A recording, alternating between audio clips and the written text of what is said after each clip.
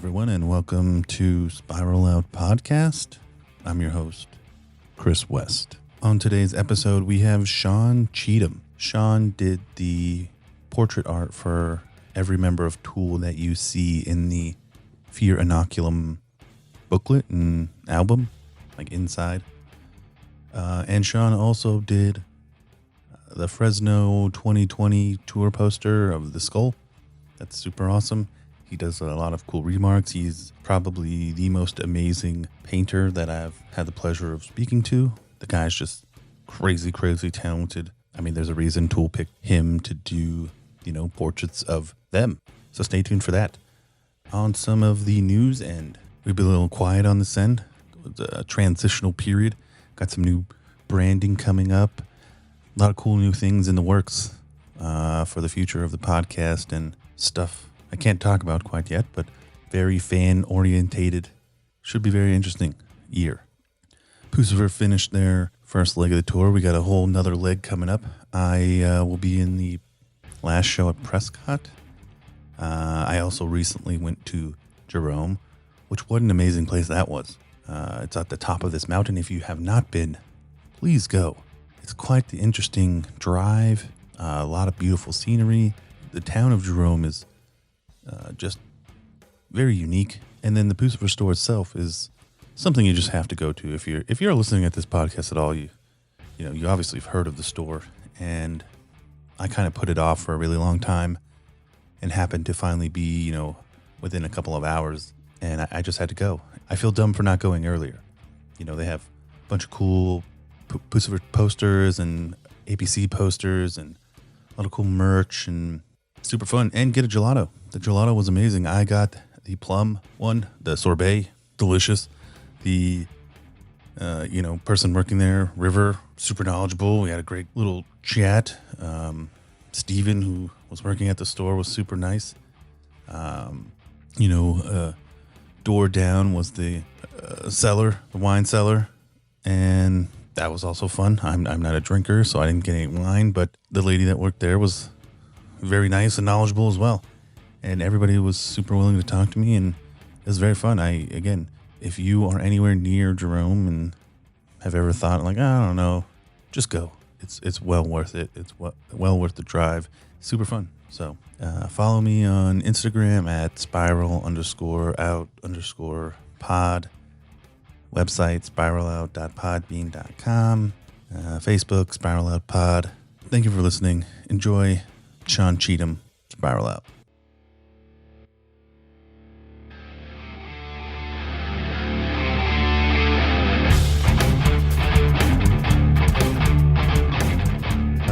Most people don't have one of these microphones. I'm sure. Could bring one of my singing microphones in. I will say this. I think I would trade my mic skills for your drawing skills any day. Fair enough. Hello, everyone, and welcome to Spiral Out Podcast. I'm your host, Chris West. Nice to meet you, Chris. And on today's show, we have the very talented Sean Cheetham. Thanks for having me. Thanks for coming on. That's it. You got it right. You know what's funny? I usually get it right. I don't know why, but I usually get it right. A lot of people say Cheetham, which is probably how it was said in England back in the old times or something. Sean, or now. Sean Cheetham. But Sean did the Fresno January 15th, 2020 poster for Tool. And you also did the portraits that went inside the CD booklet. Yes, that is correct. And am I missing anything else? Did you do anything else with that? I've done stuff that hasn't come out yet. Dang. A little bit, I think. Stuff you probably can't talk about, I'm guessing. Yeah, I guess not yet. Well, I guess first question is, how'd you get involved with the band? Having been an artist for many years, let's see. First, I went to school with Adam Jones's wife, Corinne. So I've known her for many, many years. And then because he is an avid art collector, he's bought some stuff from me in the past from shows. And so that's sort of how I got to know him. And when he was when they were working on that album, he just gave me a call one day when I was actually driving out to Texas to see if I could do these portraits for the album. And I figured, yes, I'll definitely do that. It was a very tight deadline and I wasn't at home, but I did have my paints with me because I was going to work in Texas. And so I just figured out how to do it and got it done. So do you mind if we go into detail on how you did it? Because I'm very curious about these 4 portraits and like what the process was. Yeah, definitely. So I do a lot of teaching. I've been teaching for 20 years, and he liked some of my portraits that were more loose, done from live models, done in classes and things like that, my demonstrations. And so he asked if we could do some portraits that had that feel, but with kind of an old timey vibe to them. And because I was going to be out of town, and I think just because of the guys in the band don't live in all the same places, we decided to use photography. So he kind of asked what I needed, and then I sent off some stuff to the photographer about how I would want it lit up, just to kind of mimic how I set up in the classroom. And then they had some photos taken and sent to me, and I kind of picked the ones that worked. They also had picked their own clothing for the pieces, which I didn't really have anything to do with, except for Danny, who we had to kind of change a little bit to fit more of the theme, which wasn't too hard. It was just adding kind of different ruffles and ties and things like that to match. Was he wearing a jersey in the photos that they gave you? No, that would have been perfect. No, it was a suit, but it just was kind of wrong era suit. And the other guys went for something a little more costume. Is that why he looks a little irritated in the I always felt like that one looked like the Vigo painting. I agree. From Ghostbusters, right? Yeah, definitely. It's actually one of my big questions. So you get the photos of the band. Had you met them before or had any communication? I've only met Adam and know him. And so, no, I usually, actually, when I do portraits, I do prefer to meet people if it's a commission, just because it's like nice to get to know somebody from other angles rather than just the one photo. But, there's plenty of pictures of them on the internet and things. And it was a job, and I'm actually trained to do illustration. So like being a hired hand is no big deal for me. And it was just how we had to get it done. So, I think there was a few pictures maybe of each of them, and some of them I might have liked more, but then we decided to go with ones they liked more. And it was a little bit of it was a compromise or a collaboration of sorts. And then I just draw it out. I got the 4 panels ready, like the size that I knew would be kind of easy to paint, and not easy, but similar to the ones I do in classes. And then painted them up. I had like 3 days to get 4 of them done, so it was a really kind of a marathon of painting for me. Jesus. But I'm used to that. Being a teacher and having like limited time in class to do demonstrations, I've kind of over the years learned to paint pretty quickly and methodically. So it was just like time to get down and do a job. So you had 3 days. How big were each one of? So They're 9 by 12 inches. So okay, like maybe the heads like in the 4 to 5 inch range for each one. And I just kind of cropped them similarly to match. I didn't know what they were going to look like in the album, but assumed a square of some sort. But I still drew and painted some of the chest area, just because that's sort of how traditionally portraits are put on a page, or even sculptures, with kind of a bust with the clothing sculpted out in the shoulders. So yeah, I didn't really know exactly how they were going to crop them or how they were going to overlay all those graphics over the top too.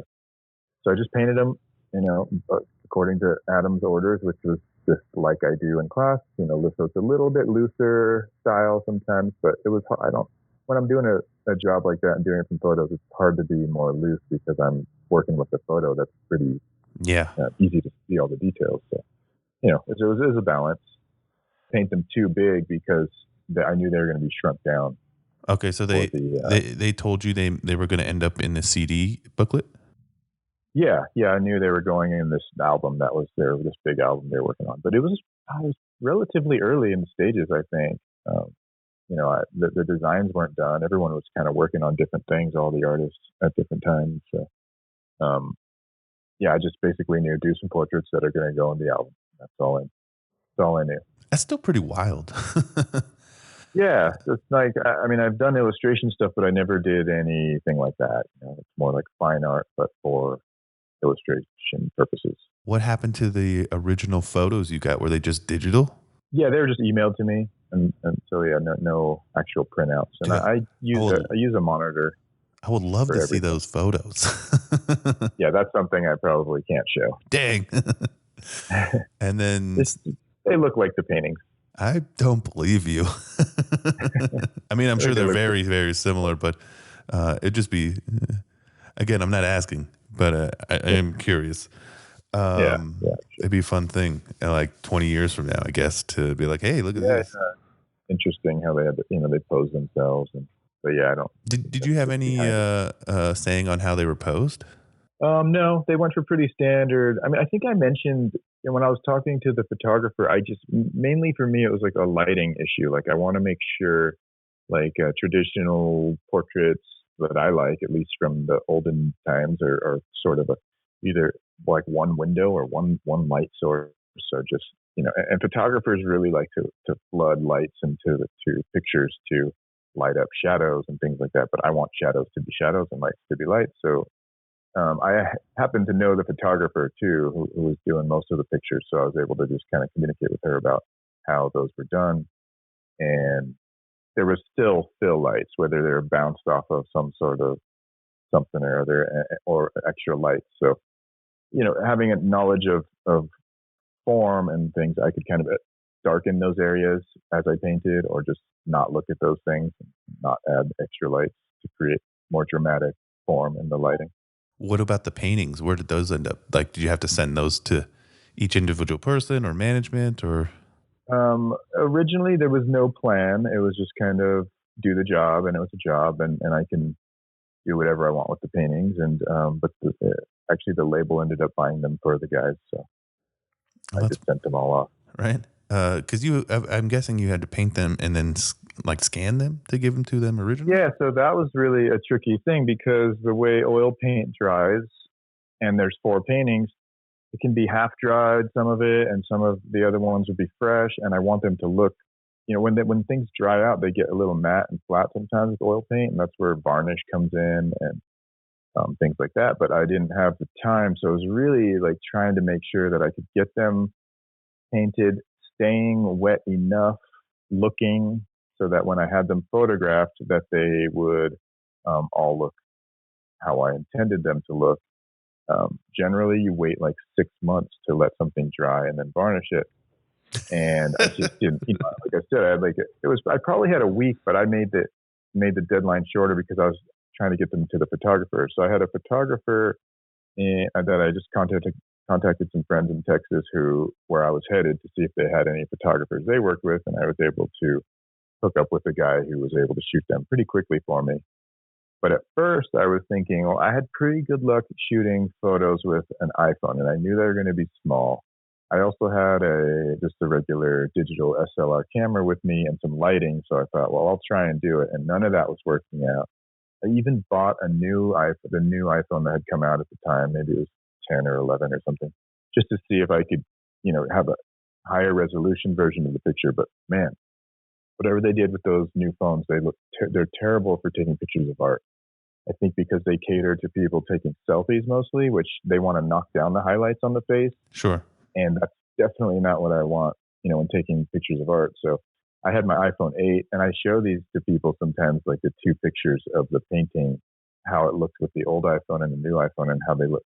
Like the new iPhone, it was very crisp, but it was super flat, and kind of everything was sort of peachy looking. I guess that makes you look healthy in your selfie.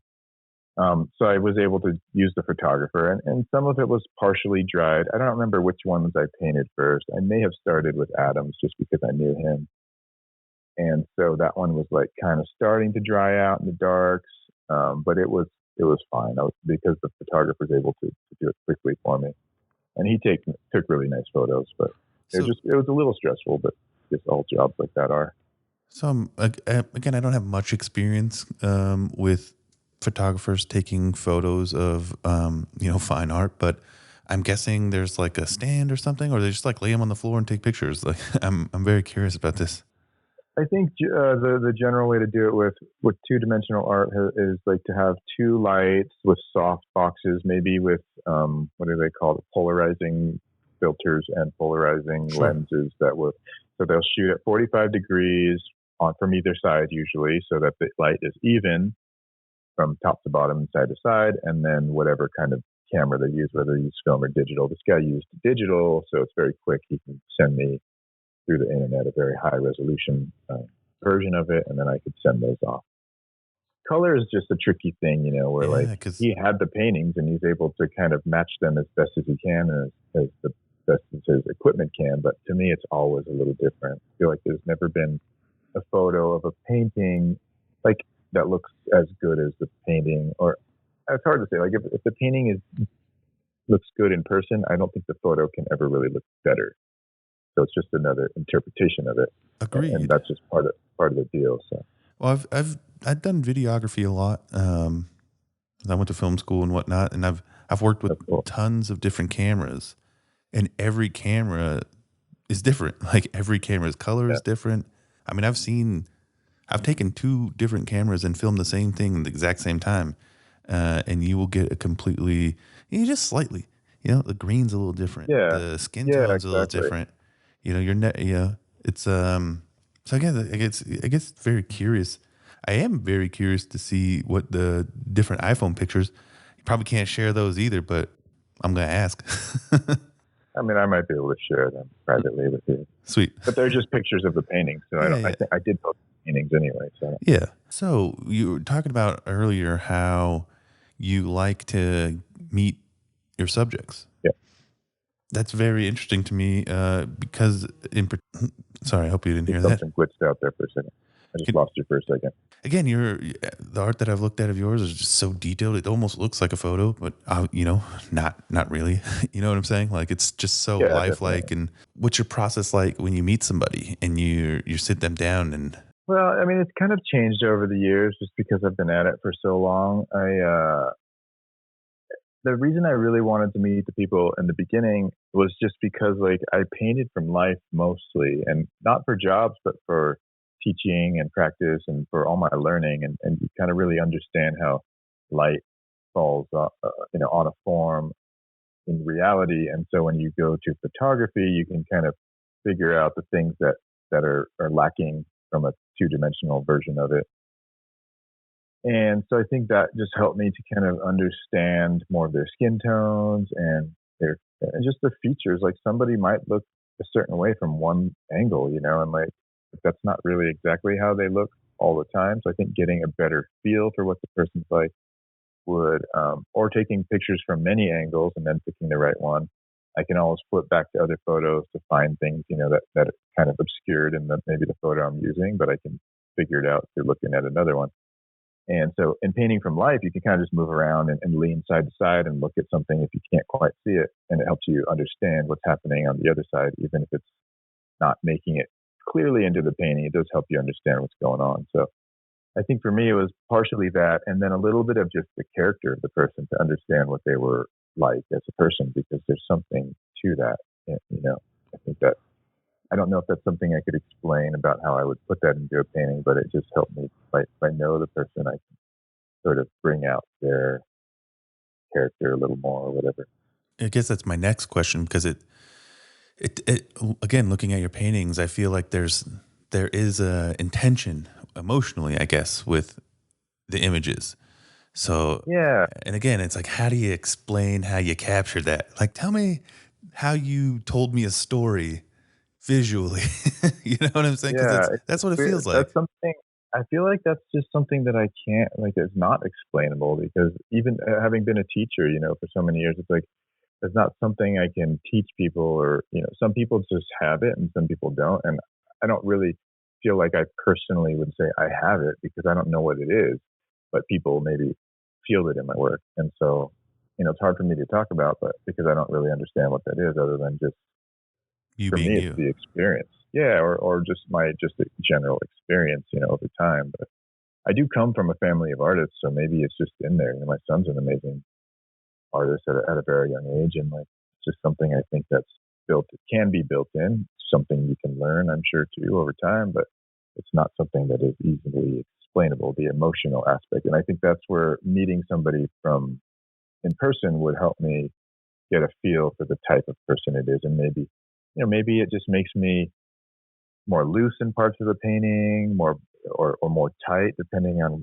what type of person they are, or bringing out certain characteristics of the person that might stand out more. I do think, like, if you think of like caricatures in art, like political caricatures, those things can have a lot of emotion just based on like exaggerations and things like that, as opposed to maybe like a generic version of a person where there's no specific emotion.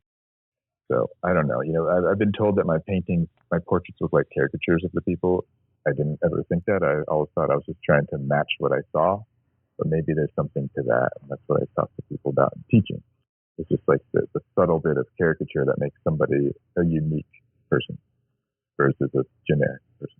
I can get behind that. I guess I can kind of see that. Because again, I think most people can like look at these, like a political caricature that has no anatomical correctness, but it feels like the person. So I think there's really something to that.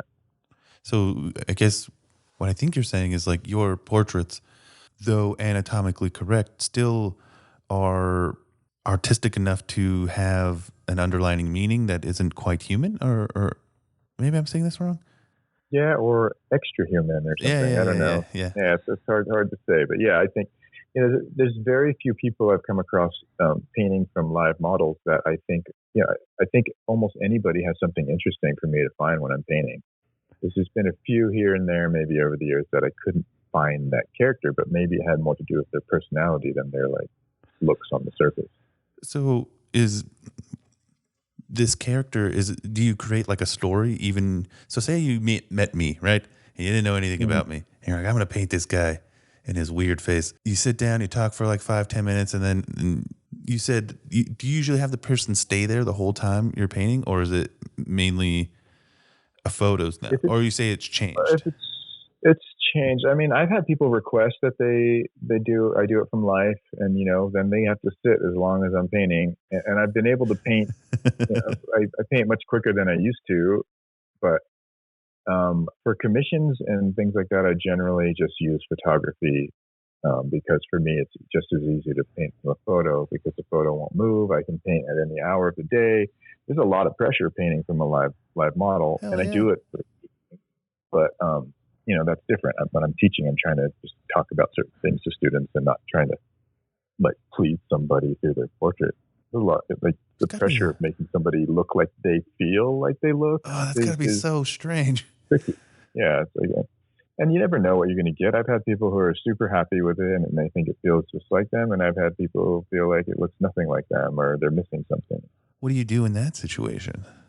I just try and like work with them, and figure out what it is. Hopefully, if they're nice about it, I can, try and work it out. I'm okay with changes, and I understand that's part of the process. And sometimes I'll do a little study or even like some digital manipulations ahead of time just to, I mean, I used to do a lot more photo editing when I was setting up a portrait. Just, not everybody likes all their wrinkles, and a lot of people who are buying weight. Yeah, definitely. Like anything like that, I know people don't like, or I've had people tell me what they're self-conscious about. So then I will adjust it in Photoshop or whatever. And most of the time they don't know I did it. They just think, oh, that's a great photo of me or whatever, and that's what the goal is. I want them to feel like it's the version of themselves they like or want to see. I've actually gone too far with people a little bit where like a husband would be like, oh no, actually her jaw's usually hanging lower on the left and her eyes are more crooked than I'm like, well, yeah, I know, but like come on, bro. I'm just trying to like make a portrait of her, like, that was nice. But then I had to like make her crooked and it's like, oh, that's better. Okay. I guess, cool. What is that? Beauty is in the eye of the beholder, right? Yeah, exactly. Your Fresno one. Let's talk about that. Okay. Did you do the Fresno painting before the portraits or after the portraits? It was definitely after. I think that one, the deadline for that was like kind of right before the show. So was it February or January? January show, maybe? Yeah, your show was in... So it was due like in the December of that, before that, like before Christmas maybe. I happened to be in Texas again. So my girlfriend's dad lives in Texas and she's from Texas, so we go out there a lot. And I was just visiting again, and I got the call from Adam, and it was time to do something. I had some different ideas. I was just trying. It was really open to whatever I wanted to do, and that's kind of how they left those. There was no requests, and Adam's just a great fan of art. So he just, if he likes your art, he lets you run with it, and that's what works. So I was trying some things and just trying to figure out some ideas, thinking about where all the signatures were going to go, where the tool logo was going to go. And, I didn't really know. I think at that point, there was a few posters maybe out for that tour. And then I was like, Fresno. I think I hate Fresno, right? But it was okay because it was actually Adam's birthday, so that was fine. And I lived close enough to Fresno, being in LA, that I could at least go to the show. But I had definitely gone to Fresno as a youth playing hockey, and there's not many places I hated more than Fresno. So I was just messing around with the iPad on that one, actually, digital painting, because I knew it'd be the easiest way. I was doing a lot of digital painting. I love it. I like all mediums, but it was that skull came from I actually have a real version of that my son made after Halloween. He just saw some videos on using PVA glue and toilet tissue to make just gross peely skin stuff. So we basically just bought a leftover skull from Spirit Halloween or one of those stores, and then he just started decorating it with the toilet paper and the glue, and then did a whole bunch of painting on it himself. And we kind of just made it look like just raw meat. And it really did, because we actually held it next to a roast I was making one day, and it looked like part of the same thing. But then I just took some, fun pictures with the iPhone, one of the portrait settings maybe, and a darkened background. And I had a cool picture in my phone. And at some point when some of the other ideas I was messing with weren't working out for me, I just started painting that, and it just kind of came together and became the thing. And then I added the bluish, turquoisey, smoky stuff coming out to sort of connect, because I knew it would go up into the lettering and down to the bottom. And I think I must have known people were doing the remarks too, so I kind of left space for doing that stuff. And of course, if I did another one, I'd do it differently, but it was just sort of happening, and that's what came out. And with the short deadline and the open sort of request, I just sent that off. And I like it a lot, actually. It seems a lot different than a lot of the other ones. Again, yeah, I mean, there's such a range of those posters, which I enjoy. And again, a whole bunch of my friends have done them. Fair enough. It's partly why I started this podcast. I mean, it's the number one reason I started this podcast, is because the art just went all, from every spectrum, and dozens and dozens of people with dozens of stories. And yeah, a lot of people that don't usually do illustration or band posters and things like that, which I just enjoy. It's been cool, and the range is crazy with those posters. Have you done any other work with bands? No, not really. I mean, that's just about it. I mean, it was plenty of work for me for those few years or so. It was kind of perfect during, I guess it wasn't quite pandemic times, but it was a great, they've been really great to me, and plenty of work for that period of my life. Fair enough. Let's talk about the remarks, because I love your remarks. Thanks. And it's awesome to hear that you had kind of the planning ahead type, when you're doing it. So you had some, what is it, foreshadowing in your brain. Yeah. That might have been because of Jeff Nentrup. He's a good friend of mine. We went to school together, and he actually lives next door to me. And so he had done the LA one ahead of time, so I kind of knew what was about to happen with it. And then he really kind of stepped up the game of the remarks, I feel like, and made everybody feel like they needed to do more. So yeah, that kind of worked out. And then in the beginning, I was just like doing kind of small little things here and there because I think most people were just doing very simple little doodles, line art things, even sort of similar to the amount of work Adam puts into them. And then it just kind of started to take off where people wanted more and more things. And it's pretty fun. And I'm glad now I have all that space on the poster to work with and really kind of change the themes. Yeah, because it seems like you more than most, maybe Nantrip too, but you like play with your painting. You have like the hands that are going into the dirt. You did like a pirate thing, and because I see a lot of remarks, and like you said, most of them are just kind of like line art or like icons or Yeah, and I mean, I did start it like that, where I just was like, skulls are always cool, so I'd throw a skull at the bottom and maybe incorporate it into the little heptagram at the bottom, or in the lettering, because I've been into kind of the engraving arts more recently, like playing with scrolls inside the lettering or decorating them. But some of the bigger ones actually came from, like, my original ideas were to do like crowns and mohawks and things like that, but using more decorative scroll-based elements. And then I started getting requests, and like the hands one was actually a request to see, and I was like, that sounds hard, and like most hard because I'm like, there's no room with the signatures, like they put them right in the big blank spots, and they put them with weird colors like orange and purple and green. I'm like, those colors don't even match.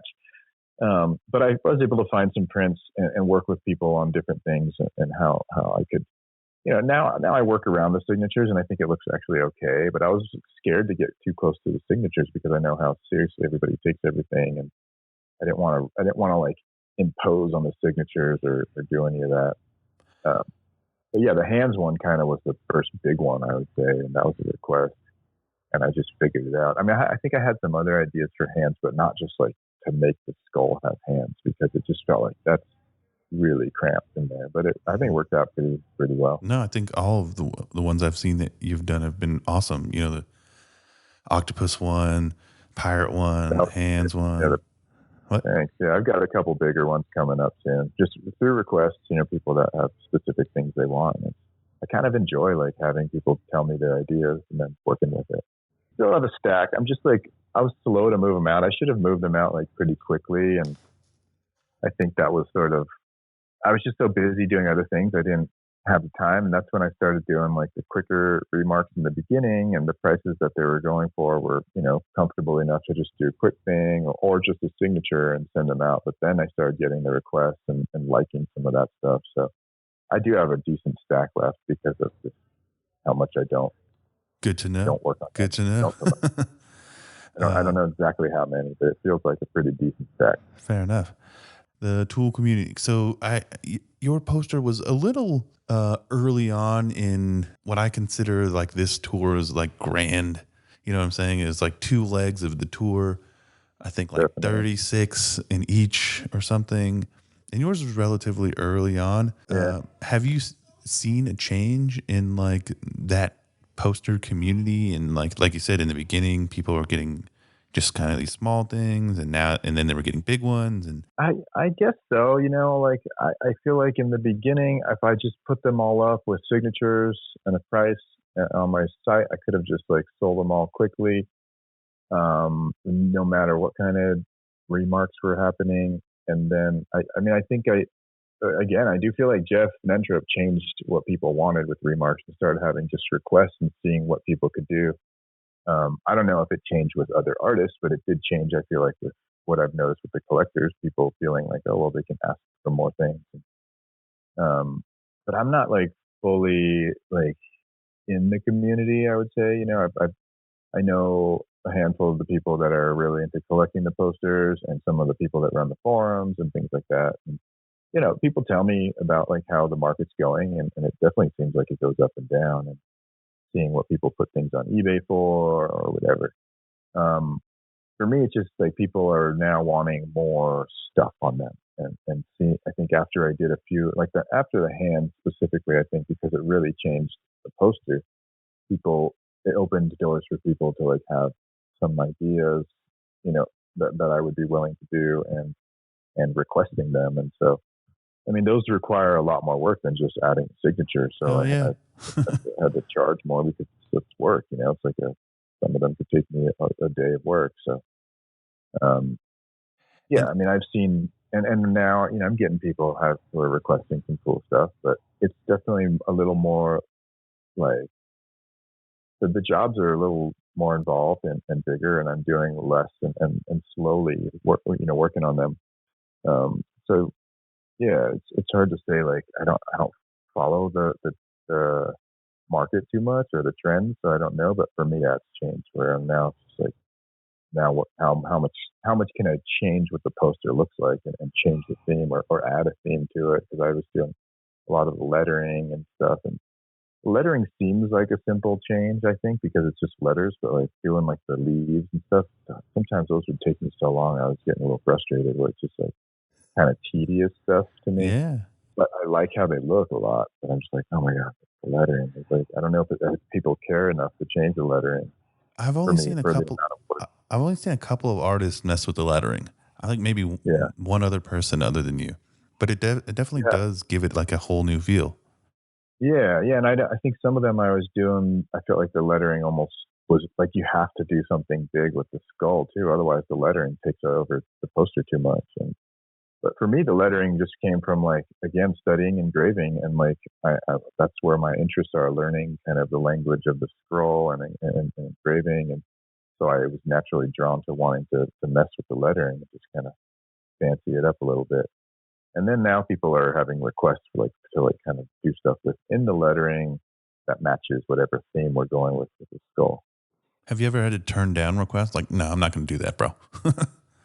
Yeah, I mean here and there, like I was doing some where I made the band like from the portraits I had done, I like kind of made their faces into skulls, but I was just doing them on the back of the poster just to have like a secret image. I think I posted some of those. Maybe I only put them in my stories, but and I sold a few of those. A lot of people didn't like the idea of it being on the back, but I thought, well, it's just kind of like, well, I'm the guy that did the portrait, so I did this version of skulls, and then I put them on the back just to have a secret image. And at least one person did frame it like with glass on both sides, so you can kind of flip it. That's And I wild. just thought, to me, it's also like it's just like something on the back that like years down the line people could maybe find, and it's a cool little image of the similar to the things in the album by the guy who did the portraits. No, that sounds It's awesome. just an idea. I think that's really cool of you, Some actually. people, so, well, then the requests were like to have those on the front, and I'm like, I can't do those on the front because it's just like the way the signatures are. It's just going to become a weird mess of like looks like a bunch of stickers on the thing. So I turned some of those down, and but for the most part, people have cool ideas that I can work with. They're not so specific where I'm limited. I get to kind of work with Nope. even work with my creativity still. Nobody's asked you to put legs on the skull yet. Not yet, not quite. I don't I think. think I'm going to go in that direction. No, I'm just kidding. So now that we've kind of gone through the tool stuff, I'd like to know a little bit more about your history and whatnot, and you as a person. I know you said your family came from are artists as well, and your son is an artist. Do you remember when you started having an interest? I've had an interest my whole life. It was definitely something that I grew up around and doing. I grew up in San Francisco, born in the late '70s, and my dad's from Northern California, and he's a jeweler, but my whole life, and he was doing a lot of artistic things, but he was also drawing when I was a kid with us and stuff like that. And my mom, who her side of the family, she's from Hawaii originally, and her side of the family is all Chinese, and so we have a lot of artists on that side of the family. Where my mom was, my grandfather was a painter, sculptor. My grandmother, who lived in San Francisco when I was growing up, was very artistic and would draw with us. And she could draw out of her imagination. She would make clothing all the time, just from make her own patterns. So just a lot of creative people. One of my mom's cousins who came over from China when I was pretty young. He was young, but he was cool. He had like a motorcycle, and he would draw with us and all the time, and we'd draw motorcycles or whatever. So it was just around, it was just a part of life growing up. And I didn't think of it as a career. I just thought of it as something that we did. My younger brother is an artist too, and he works for The Simpsons drawing backgrounds. My older brother is actually an engineer, but he was drawing too when we were kids, just because it was something that we did. So, I didn't really think of it as a career. I just went through normal childhood life in the, 80s and thought maybe someday I'd be a firefighter. I really did think that that's what I was going to do, or like a cowboy or an astronaut or something cool. But then when I went to college, finally, like after high school, I went, I graduated and then went to community college just because I felt like I had to go to school still.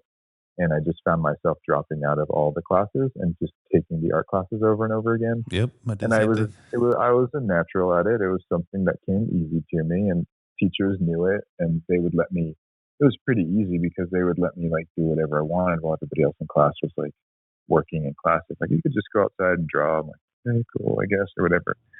And then I met this one watercolor teacher in college who was really like, he was doing this photorealist stuff, which I actually haven't talked to him since then. And I just went to a show of his last weekend, and it was awesome to see some of the things like that I remembered from college.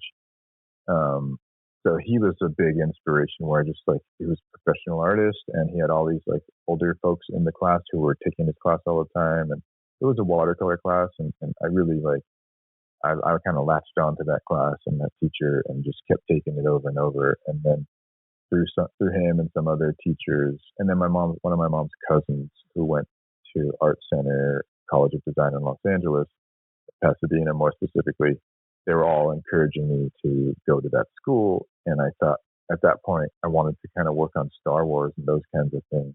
And so I left San Francisco at age 20 and I moved to LA and just tried to go to school, and I got in and never looked back. And that's where I started it all, like the serious kind of study and the career version of it. And I haven't had any other jobs or career since. That was like 1998. Did you ever work on Star Wars? No, I mean, I have done some stuff for like George Lucas for a Star Wars book. I had this huge painting of George Lucas in my living room that like, it was part of this big book project where all these artists were doing Star Wars art they weren't normally people who did that kind of art. And so it was this huge project.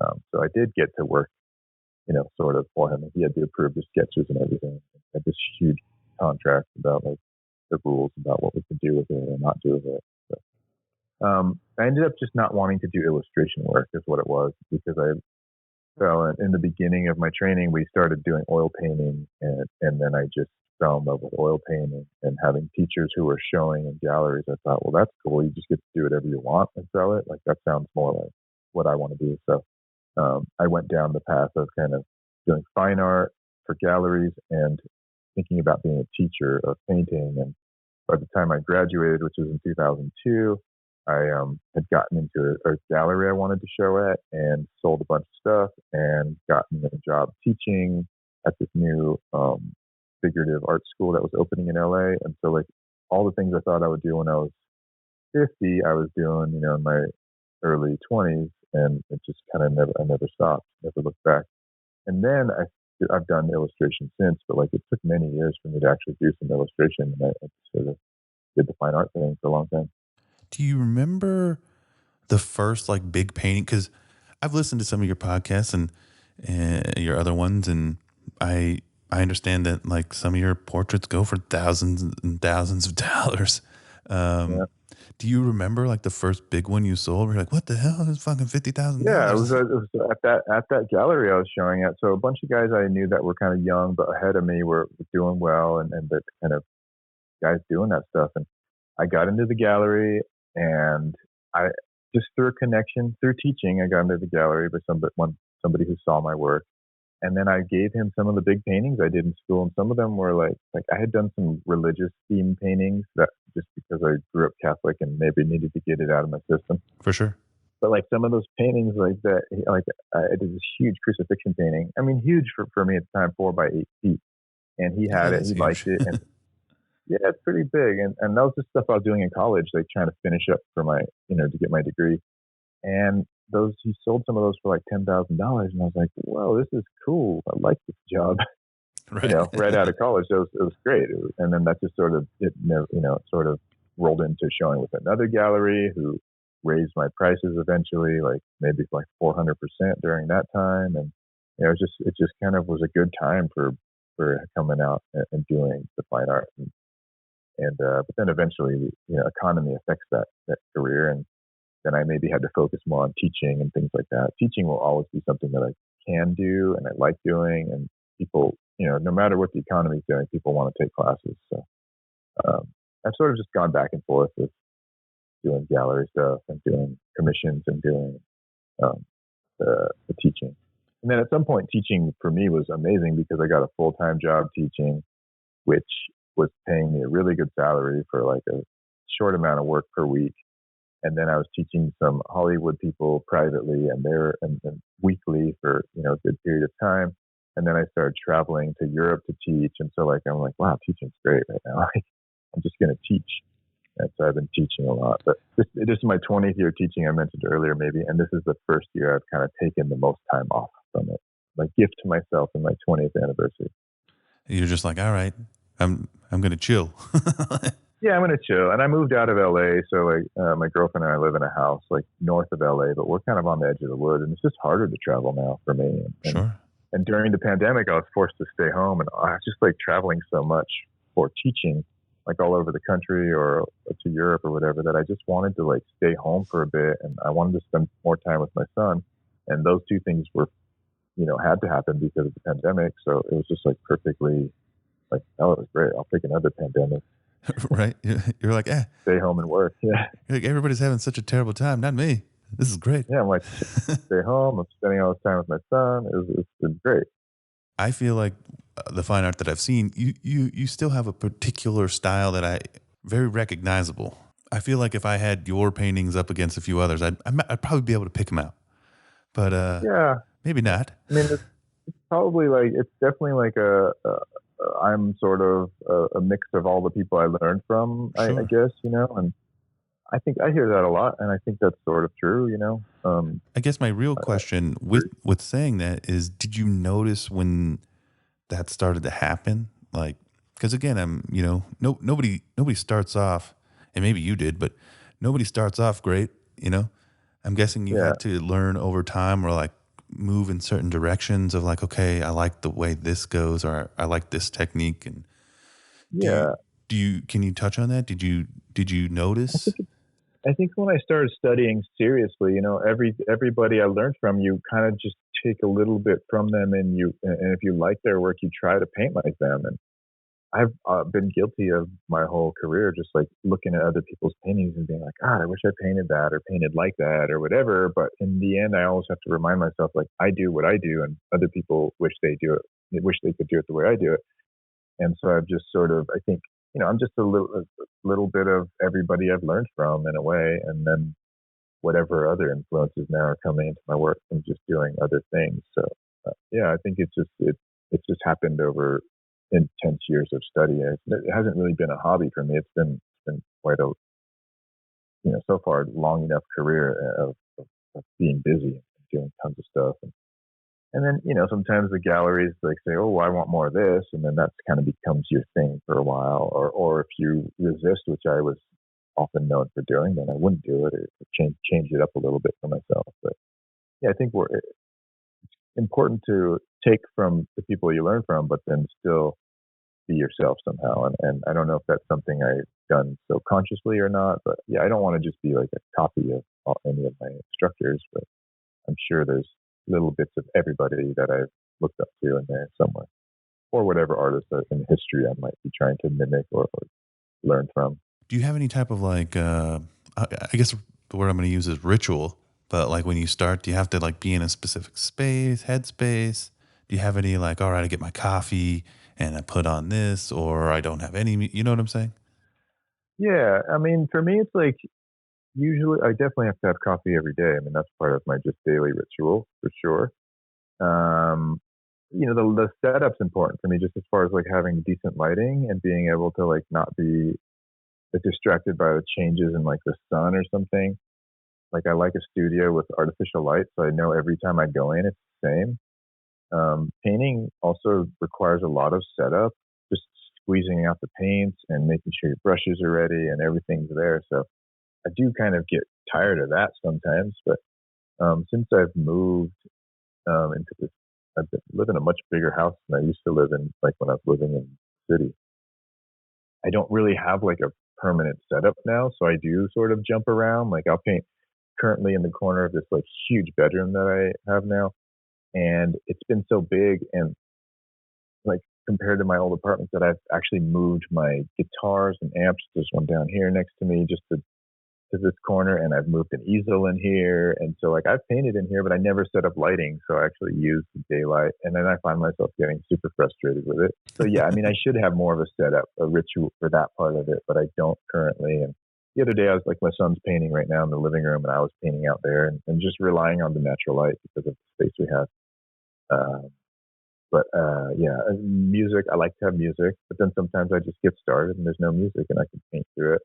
I do know, I've noticed like if I'm putting in a day that's maybe longer than 8 hours or whatever working, at some point, like I'm burning out. Like I might put on music that like I listened to when in college or something that kind of takes me back to those simpler times and it helps me like just power through something. Yeah, there could be a lot of different things. Nowadays, I feel like the ritual is a little different, and I'm spending a lot more time, like I'm doing blacksmithing, making knives, and focusing on engraving and things. So my painting rituals have sort of changed, where I'm just like, I got to do a job, let's do it.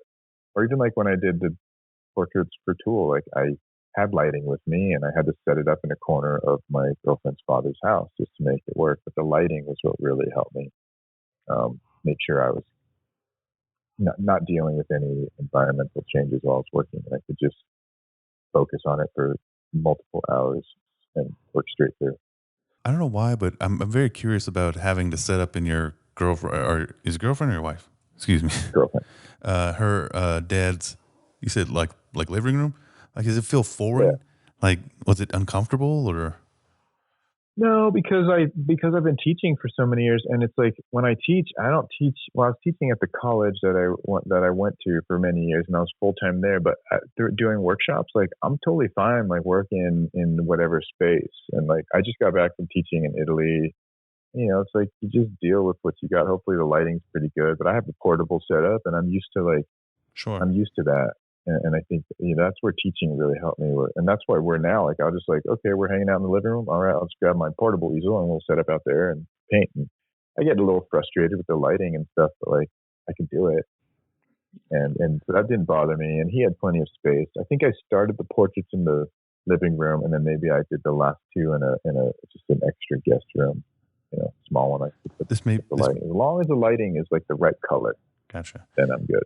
This may be a too personal question, and I'll cut it out if it doesn't work, but does your family ever get frustrated or they're just like, are you painting again? Like, can we just watch fucking Stranger Things?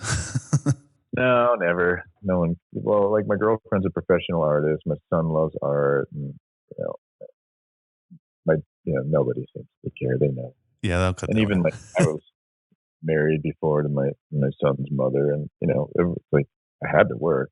Everyone knows it. There's no like, oh, you can't work now because bills got to be paid. So if I'm working, I'm working.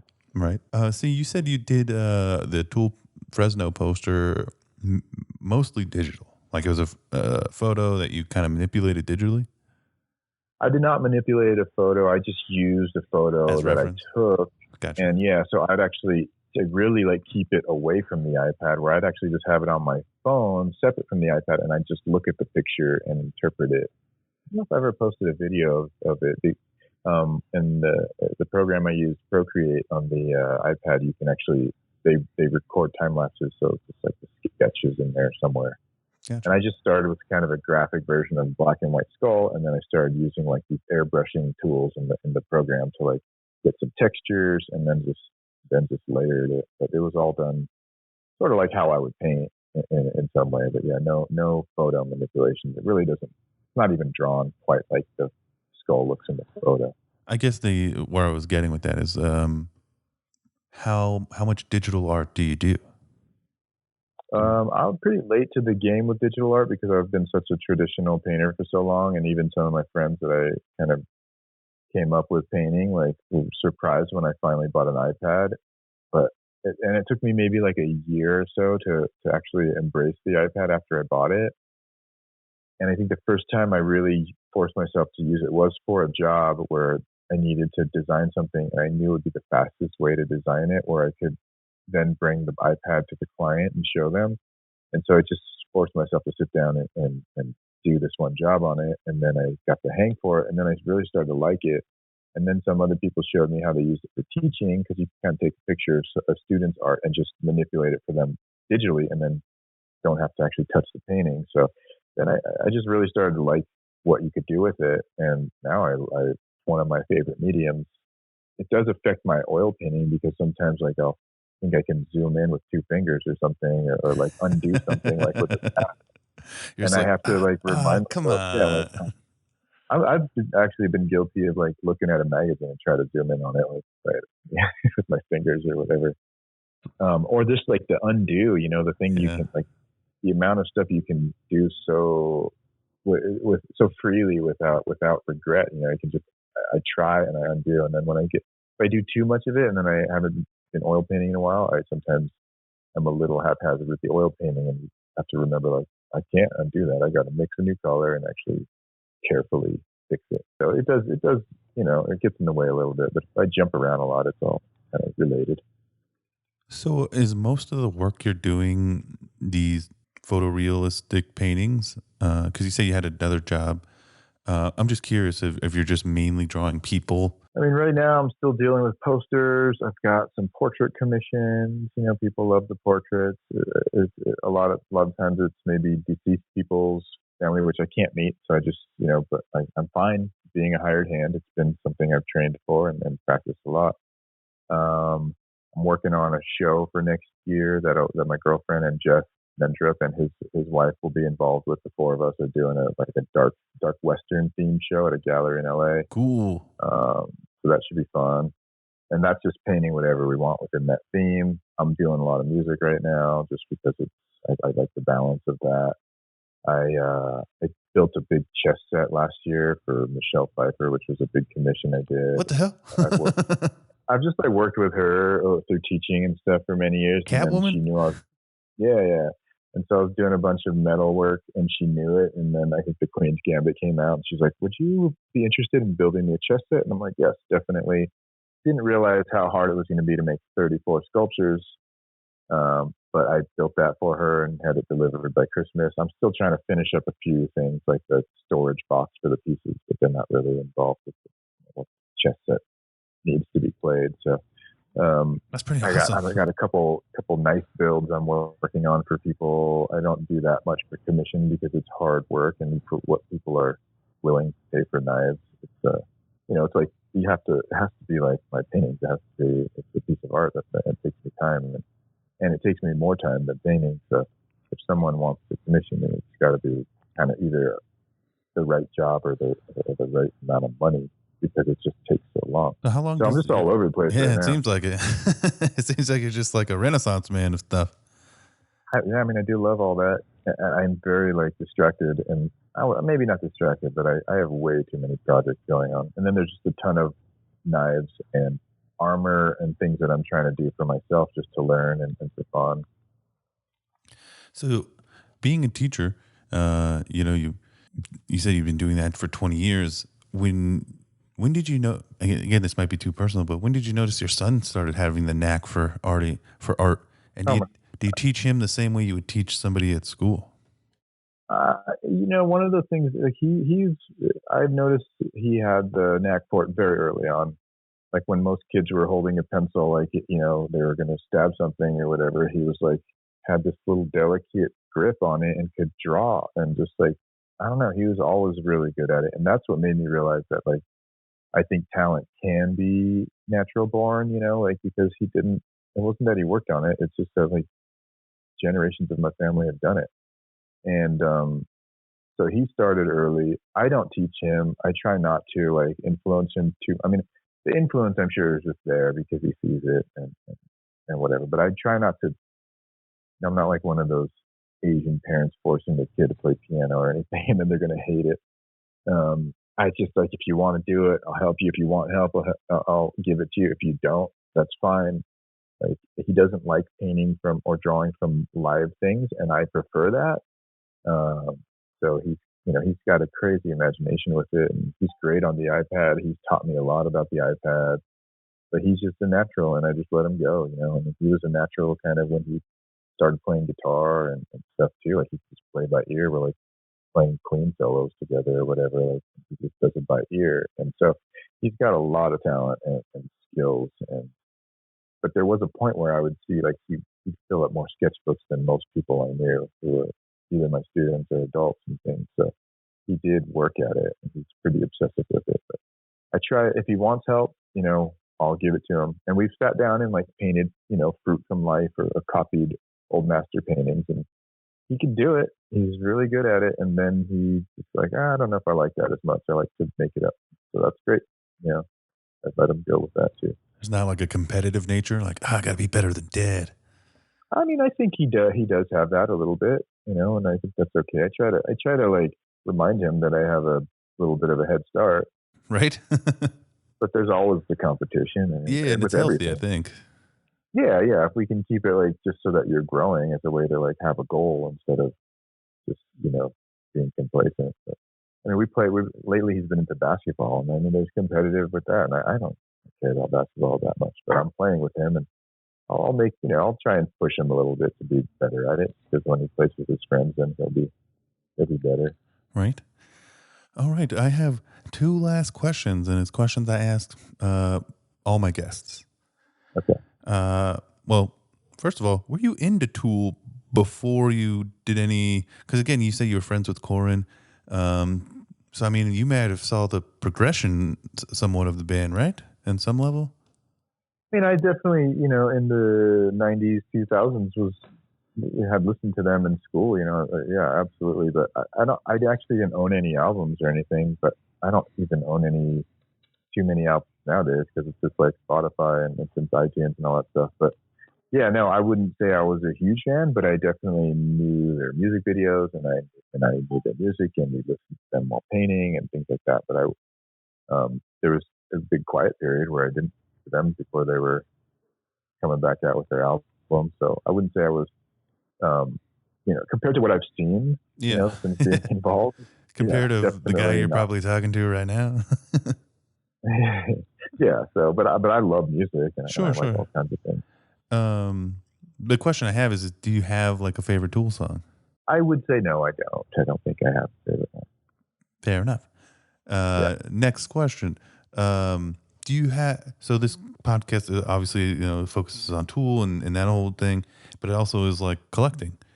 Is there anything that I know you make the knives, but is there any like, I guess I'd call it like nerd culture or anything in general that you collect or like, seek out?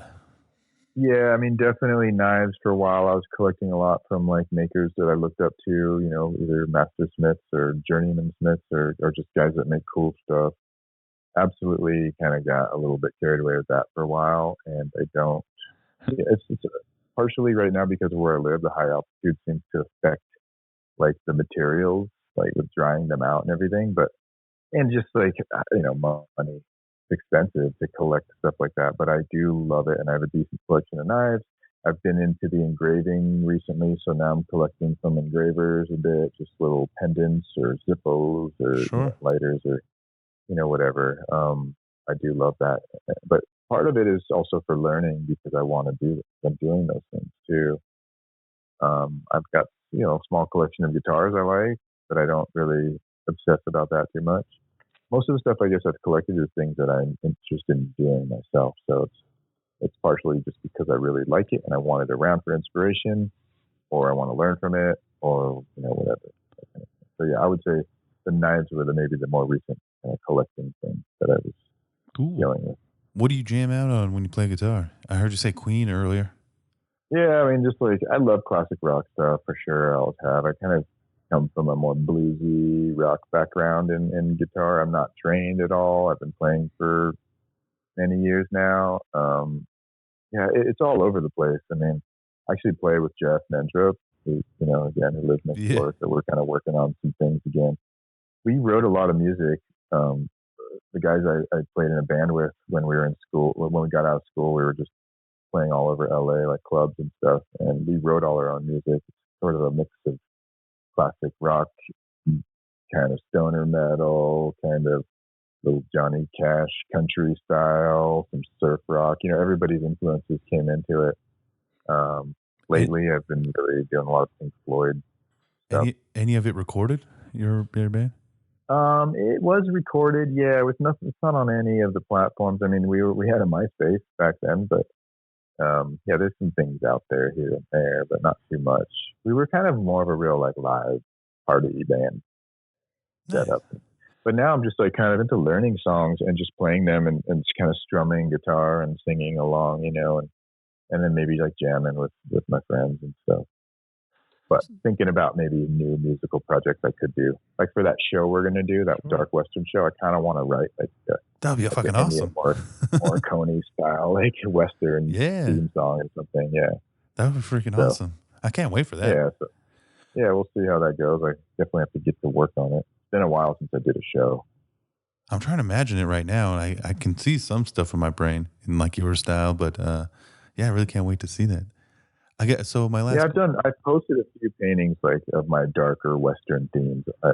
There's a few up on my website, like stagecoach things or whatever. But now the direction I'm going to go, we'll see. I'm not totally sure. I have a lot of ideas, and we'll see how much space I have to do it. But how much? I want to explore the Donner Party, right? American cannibalism. No, I'm very familiar with the Donner Party. Okay, good. That'd be wild. How much like do you ever draw anything like not human, or I mean, I would say not real? I mean, in some way, yeah. Like right now, because I'm doing for the engraving stuff, like it's all like acanthus leaves and scrolls based on like more graphic, and I do a lot more drawing in that. I'm really trying to learn that. I'm studying books, and like that's a lot of drawing. Hopefully they end up looking kind of shaded and real, but it's more like decorative stuff and stuff I've seen.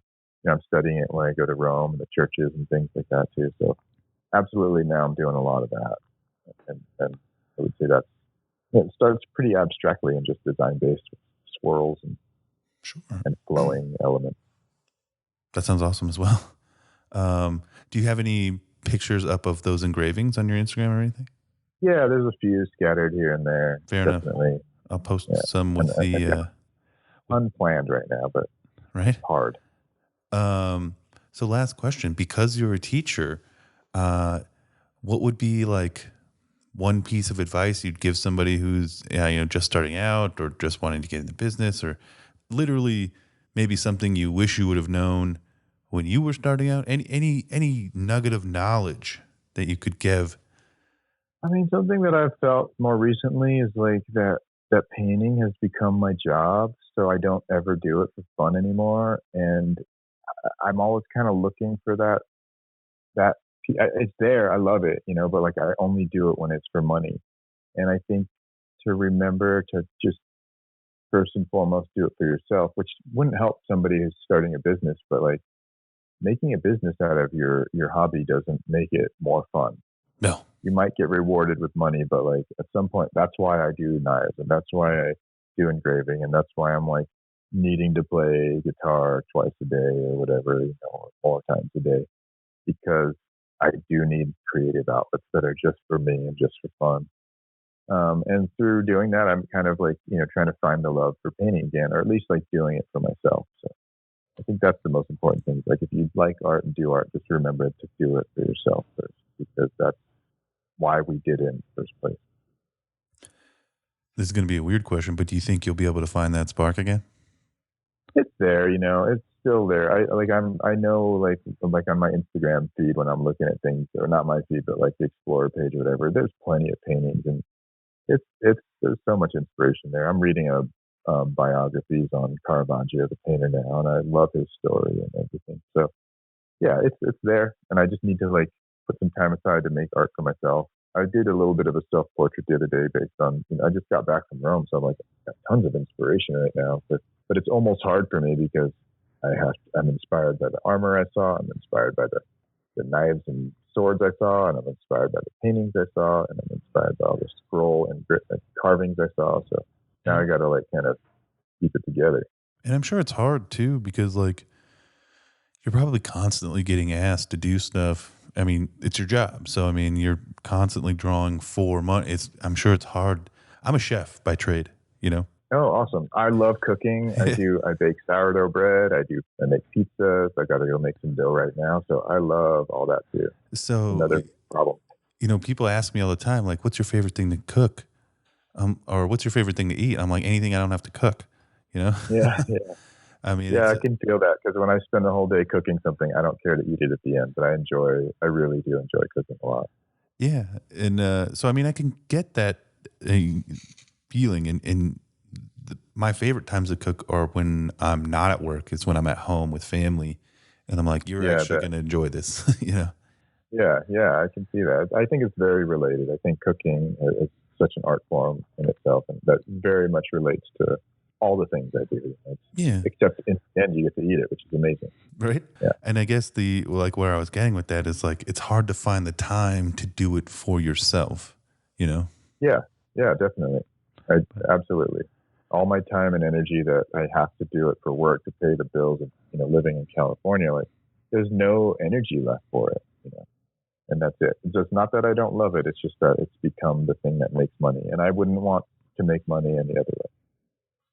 I don't think it's a bad way to make money at all either. I think it's a pretty cool way.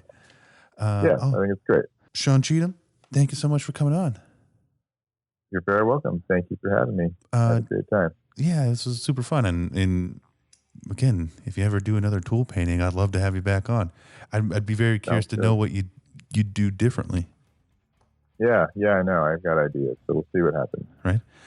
Can you do me a favor and kind of tell people where they should go if they want to find more of your work, they want to buy, a very expensive painting of yours or something? Yeah, I don't put too many paintings for sale, but you can find me on Instagram, just Sean Cheetham. I think it's Instagram/Sean Cheetham, and that also links up to my Facebook, which I don't know how many people use nowadays. I guess tool community is on there a lot, but and my website is SeanCheethamFineArt.com. Again, thank you so much. You're welcome. Thank you very much.